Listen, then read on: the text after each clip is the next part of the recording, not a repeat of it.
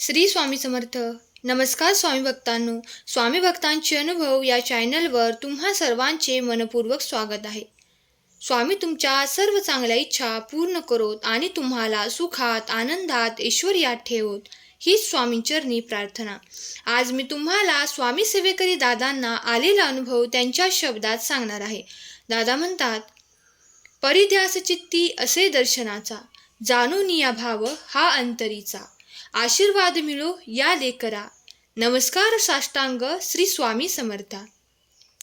वरील कडवे सत्यप्रत मानून मी महाराजांच्या सेवेला सुरुवात केली आणि खरोखरच मला एक वेगळीच प्रचिती अनुभवायला मिळाली आणि तीच अनुभवाची गोडी आपणास चाखवणार आहे मी आज.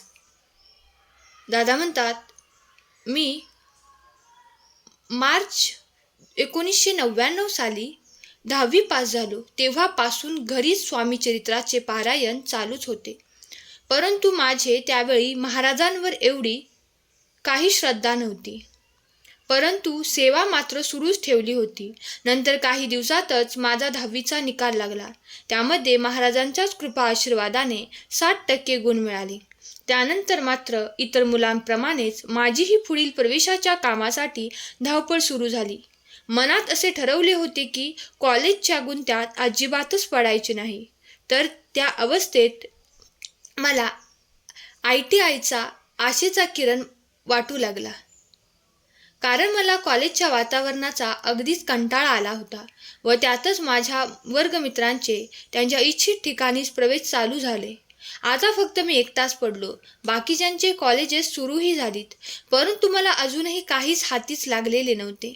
व एके दिवशी तर मी ITIची मेरिट लिस्ट पाहिली तर मी नुसताच पाहतच राहिलो. कारण माझ्या अगोदर 100 विद्यार्थी नंबर लावून बसले होते. मला तर असे वाटत होते की माझे 2 वर्षे फुकटच जाणार.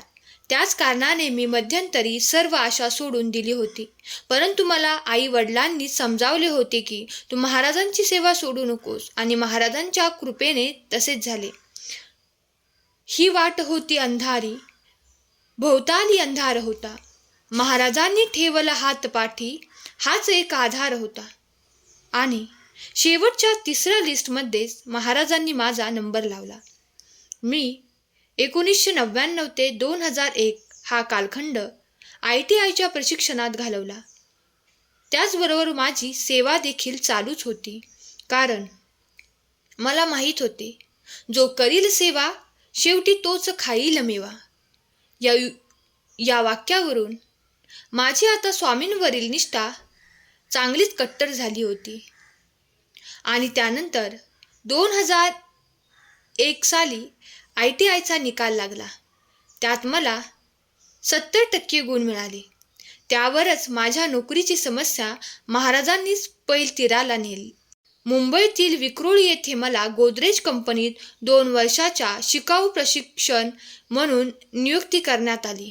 यावर मला काही आठवते ते असे, मनाच्या वृंदावनात आनंदे, डोलते भावनेची तुळस, महाराजांच्या संगतीत उजळली माझ्या जीवनाची ज्योत. अशी कृपादृष्टी महाराजांनी माझ्यावर ठेवून मला माझ्या भक्तीचा प्रसाद दिला. मी स्वामींचा शतशः आभारी आहे. धन्यवाद स्वामी. स्वामी सेवेकरी दादांचा अनुभव आवडला असल्यास अनुभवास लाईक करा आणि कमेंट बॉक्समध्ये श्री स्वामी समर्थ लिहायला विसरू नका. श्री स्वामी समर्थ. धन्यवाद.